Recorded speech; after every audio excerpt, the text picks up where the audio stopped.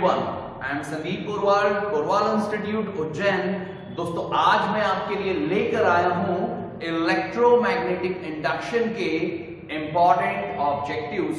ये ऑब्जेक्टिव्स अगर आप कर लेते हैं दोस्तों तो विश्वास मानिए आपकी आने वाली अपकमिंग एग्जाम्स में इस चैप्टर के सारे ऑब्जेक्टिव्स आप बहुत कॉन्फिडेंटली अटेम्प्ट कर पाएंगे। तो चलिए दोस्तों स्टार्ट करते हैं कहानी इलेक्ट्रोमैग्नेटिक इंडक्शन के साथ।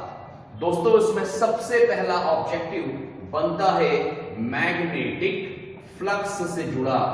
दोस्तों मैग्नेटिक फ्लक्स से जुड़ा क्या ऑब्जेक्टिव आपसे पूछा जा सकता है?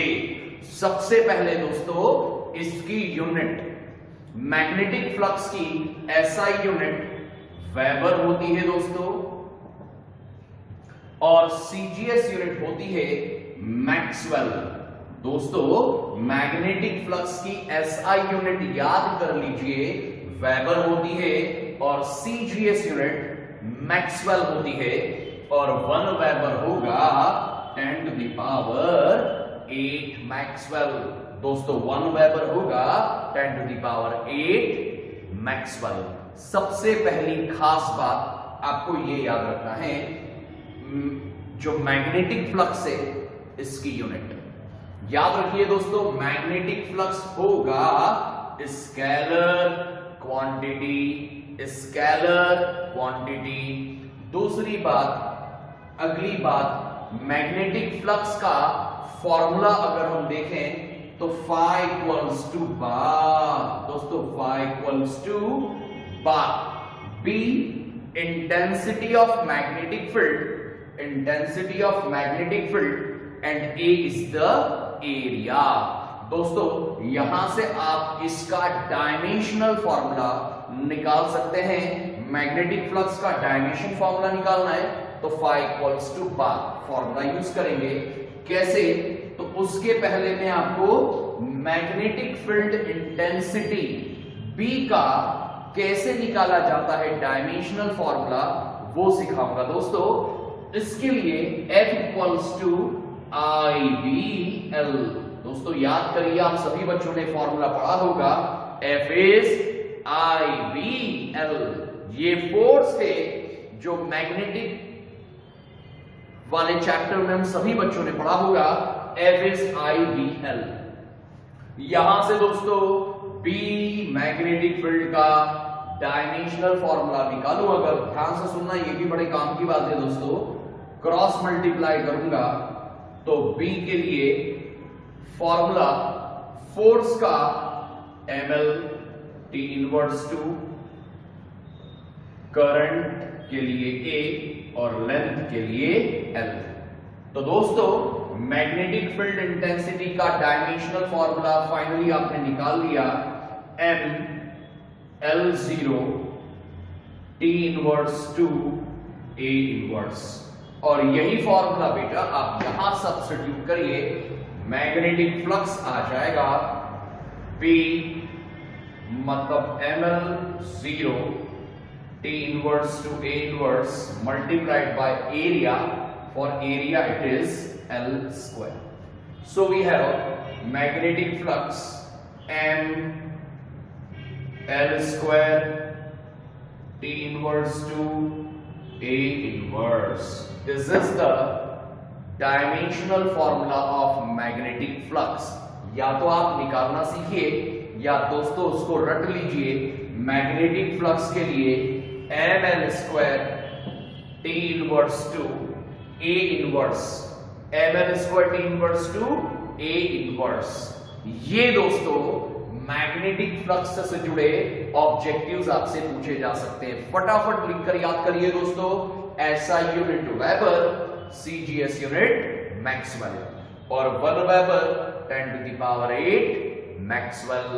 उसके बाद दोस्तों स्केलर क्वांटिटी होगी ये, magnetic flux is a scalar quantity. Flux का डायमेंशन फॉर्मूला आपके सामने दिख रहा है दोस्तों। ये मैग्नेटिक फ्लक्स के डायमेंशनल फॉर्मूले की बात भी कर ली हमने। इसके बाद दोस्तों हम सीधे आगे बढ़ते हैं और कैसे ऑब्जेक्टिव्स इलेक्ट्रोमैग्नेटिक इंडक्शन के हो सकते हैं।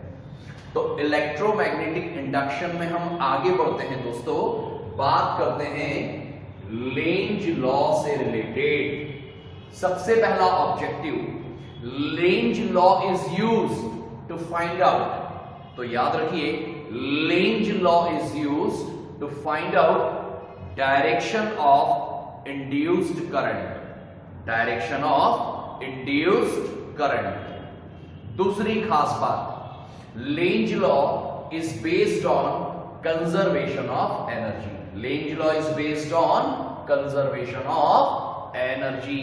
ये दो बातें दोस्तों आपको लेंज लॉ से जुड़ी याद होना चाहिए। इसके बाद बेटा हम बात करते हैं फ्लेमिंग्स राइट हैंड रूल की, राइट हैंड रूल। याद रखिए दोस्तों, इंड्यूस्ड करंट के डायरेक्शन को बताना है तो Lenz law as well as Fleming's right hand rule भी यूज में लिया जाता है। तो both rules are used to find out direction of induced current. Now इसके बाद दोस्तों कोफिशिएंट ऑफ सेल्फ इंडक्टेंस, इससे रिलेटेड कैसा आपको ऑब्जेक्टिव मिलेगा। कोफिशिएंट ऑफ सेल्फ इंडक्टेंस को आप जानते हैं दोस्तों, L से बताते हैं। L का फॉर्मूला आप इस तरह से याद रखिए दोस्तों, फाई होता है L इंटू आई, फाई होता है L इंटू आई। बाकी तो थ्योरी आपने पहले पढ़ी है, आपको बहुत अच्छे से पता है ये कैसे आया, बट फिलहाल L की यूनिट यहां से निकाले दोस्तों क्रॉस मल्टीप्लाई करके, तो फ्लक्स की SI यूनिट वेबर और करंट के लिए एम्पियर। तो याद रखिएगा दोस्तों, सेल्फ इंडक्टेंस की यूनिट आएगी वेबर पर एम्पियर, जो एक्चुअली हेनरी के इक्वल होती है। किसके दोस्तों? हेनरी के इक्वल होती है।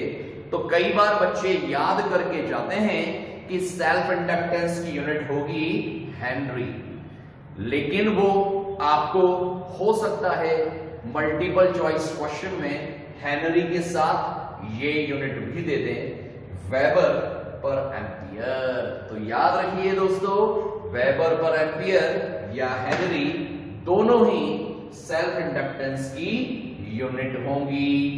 तो सेल्फ इंडक्टेंस के लिए यूनिट याद करिएगा।